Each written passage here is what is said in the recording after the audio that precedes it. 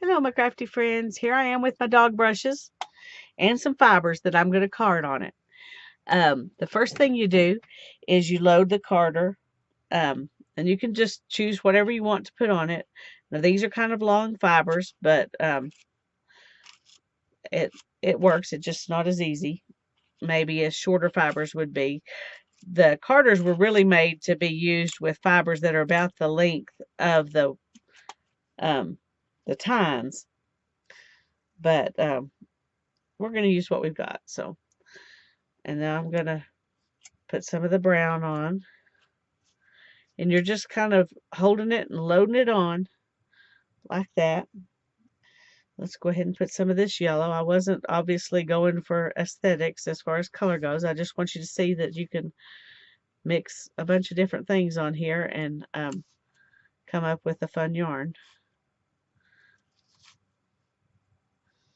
And then we'll go ahead and we'll put down a little bit of a basic wool.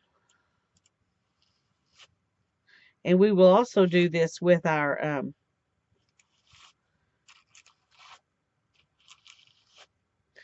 the wool that's just been washed and hasn't been prepared in any other way, because that's really what these were. The well, actually, sorry, that's what these were made for. And what we're going to do is use the dog brushes as if they were just miniature versions of these. These are wool combs. I mean, cards, hand cards. Okay, so what you're going to do is you're going to hold it with one hand. And if I'm left-handed, so I'm using this one in my left hand. You can do it either way you want. And then you're just going to pull them off. And you want to pull all the way away, because if you don't, you will just fold it up on itself.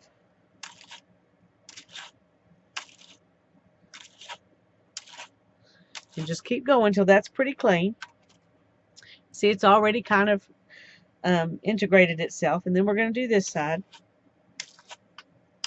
Well, that didn't take much, did it?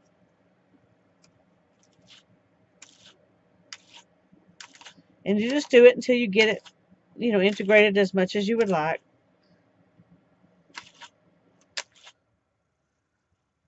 And then you're going to take this brush and you're going to brush from the bottom. Oops, didn't quite all come off. And that way you take it off of the top. Now there are two ways that you can roll this. If you roll it like this, then you're making it into a Rolag. Just roll it. That's a Rolag prep. That's easy to hold. It's small. It's a real light. So let's go ahead and spin from this.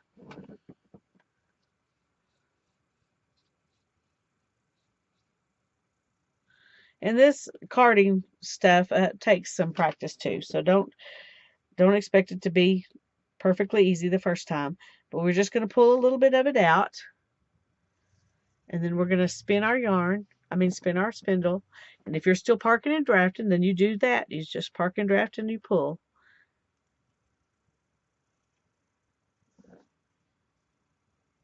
Uh-oh. There we go. Let's see. I did a little too much. Okay. So there we go. Now we've got it hooked up. And then I'm going to park it down here. And we're just going to draft. And do just like you did before. You just let the fiber go up in there. If you get a heavy spot, you can always kind of do that to it. Or you can leave it alone. And we're just going to let it spin. And then we're going to park. And then we're going to draft.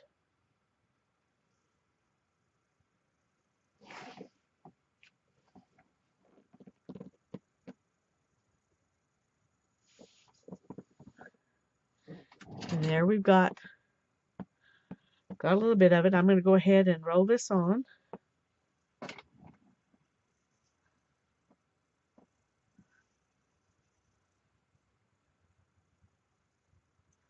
We're going to twist that around a couple of times. And then we're going to spin. And I'm just going to draft now without parking it, just so you can see that it can be done both ways. It's still spinning, but it's about to stop. So then I'm going to go ahead and stop it, get it going again, and then start doing some more drafting. Then I'm going to let it spin till it wants to stop. And let's see what this yarn will look like.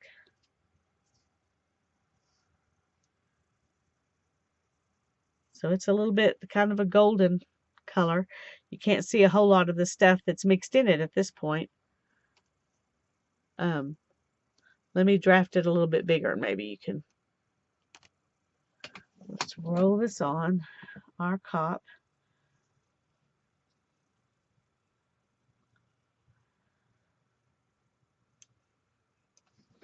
Okay, we're going to spin it. We're going to park it, and I'm going to pull more out. So we'll be drafting the bigger yarn this time. But you can see that this is a lot easier to hold on to without worrying about it getting caught in there.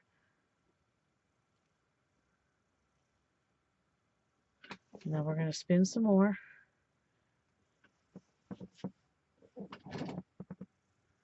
We're going to pull it in.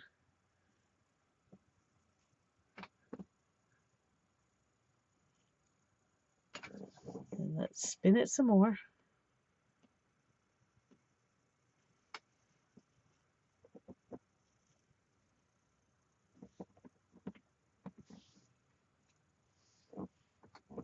Let's go ahead and pull some more. We're making bigger yarn now on purpose,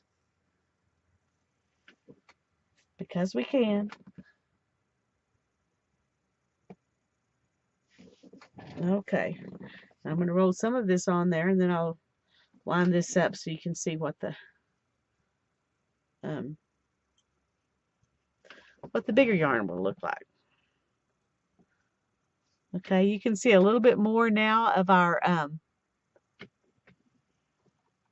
of the different colors that we mixed together in there. Okay, let's spin some more.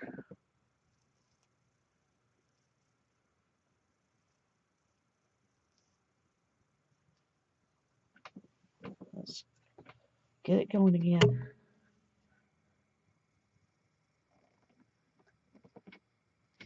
Okay, now then let's look at that. And every time you do it, it looks a little bit different, because the Rolag has different fibers in different parts of it, so it makes it look, some of it looks darker than the other.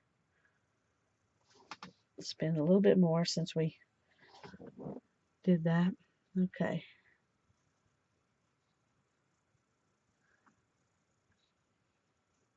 You can see that it's kind of gold and orange, and that comes from the different fibers that we've put on it.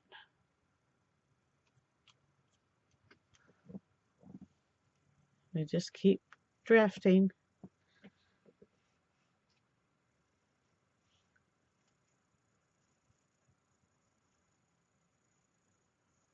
And then we can go back down to a thinner yarn. All we have to do is just pull out less fibers.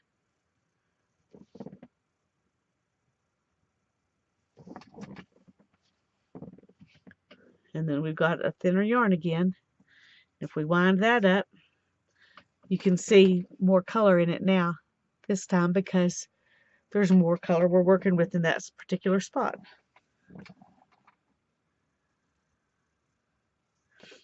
We'll wind it on.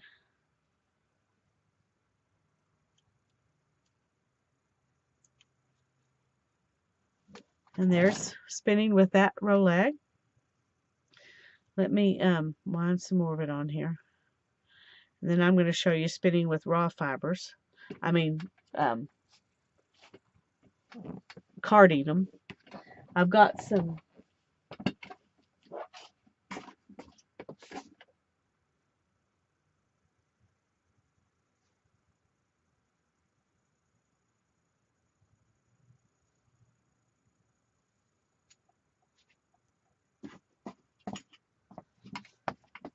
this still has, even though it's been washed and dyed, it still has quite a bit of lanolin left in it. So it won't be quite as easy to card as that other stuff was, or to spin. But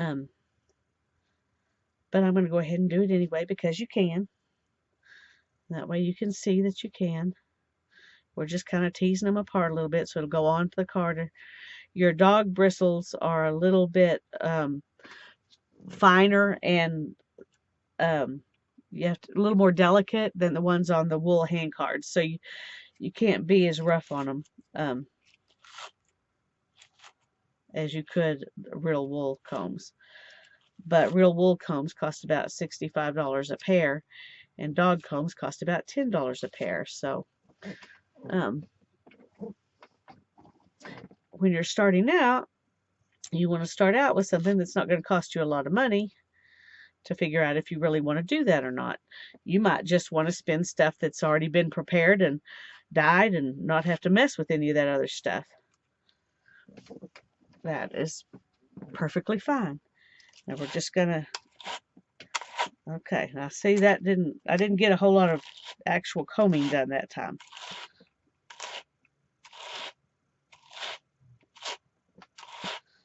Because what we're wanting to do is loosen up these fibers and straighten them out. Okay, see that's looking a little bit more straightened and combed out, or carded. There are such things as wool combs, and they look like a bunch of nails sticking out of a piece of wood, and they're kind of dangerous looking to me. But anyway, and you need to be careful because you can, if you go too far, you could come and grab your knuckles with that, and that would be bad. So pay attention to what you're doing.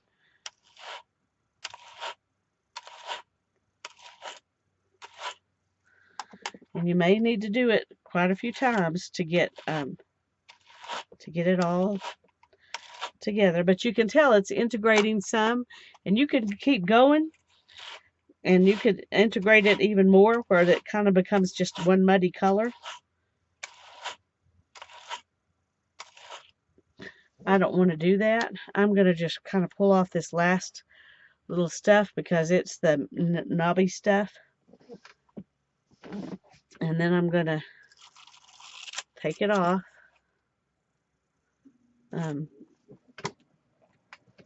Okay, now I've got this one.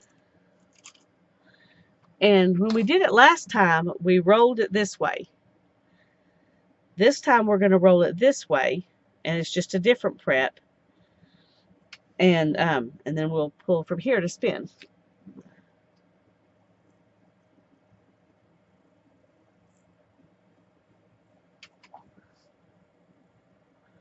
Okay. Now we're going to spin it, and then we're going to catch it between our knees if we're parking and drafting. We're just going to grab a few fibers there, and then we're going to spin it, park it, spin it.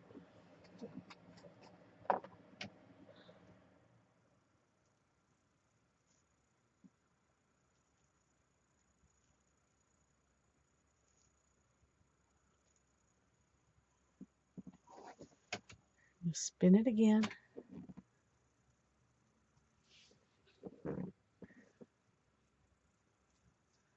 Then we're going to wind it on our cop. Wrap it around a couple of times and spin.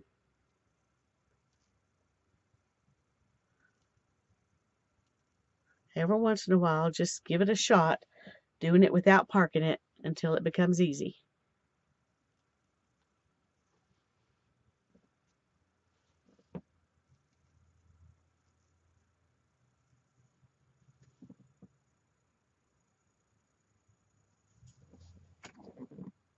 Okay, now this is the string that we've made, and this is the yarn that it makes. You can tell that it's not as, when you do top, you can get a pretty, oops, I got a tangle in it. Okay. When you spin the top, it can make a pretty smooth yarn, but this stuff will never be as smooth a yarn as that. Because I didn't prepare it in a way that would make a really smooth yarn. If you want to make a perfectly smooth yarn, like you buy the top, then that's when you need those wool combs, those ones that have nails in them and look like torture devices. In fact, my daughter found a picture of one of the saints. I don't remember which one it was, that was tortured with wool combs. That's terrible, but it really happened.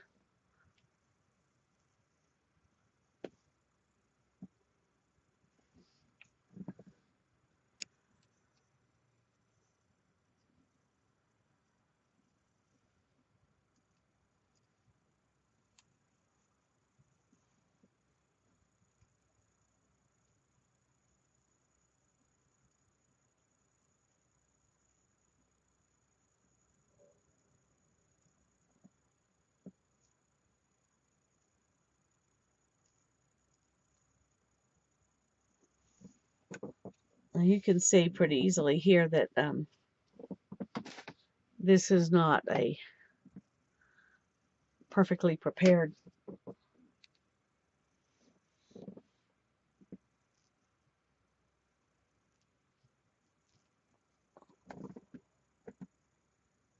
You can see all the bumps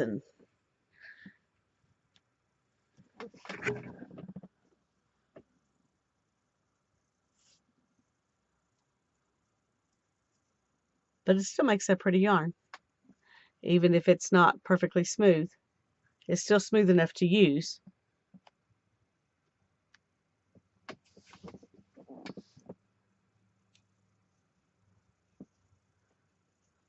One fun thing about spinning this way with a bunch of different things is that your cop is really colorful. If you take this off and ply it onto itself, you can wind it off onto a center pull ball, and then you can pull both at once. Whoops, too much. You can pull both at once and ply it with itself.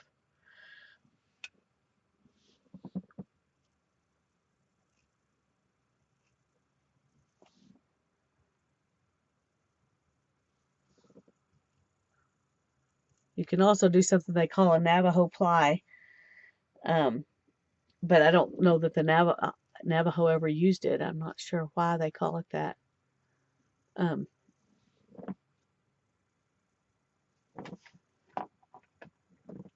don't know. Anyway, let's pull.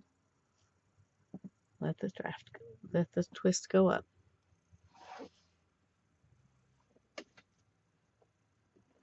Boy, that's really wobbling, isn't it? If you can spin it from the very tip, it will do better, but I can't reach the tip very good. Okay. So there's our imperfectly perfect yarn.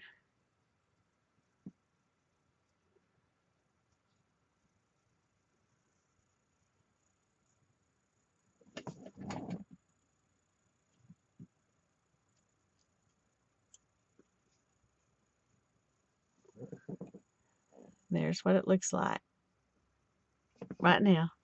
And there's the little bit of that thing that's left over that I still haven't spun yet.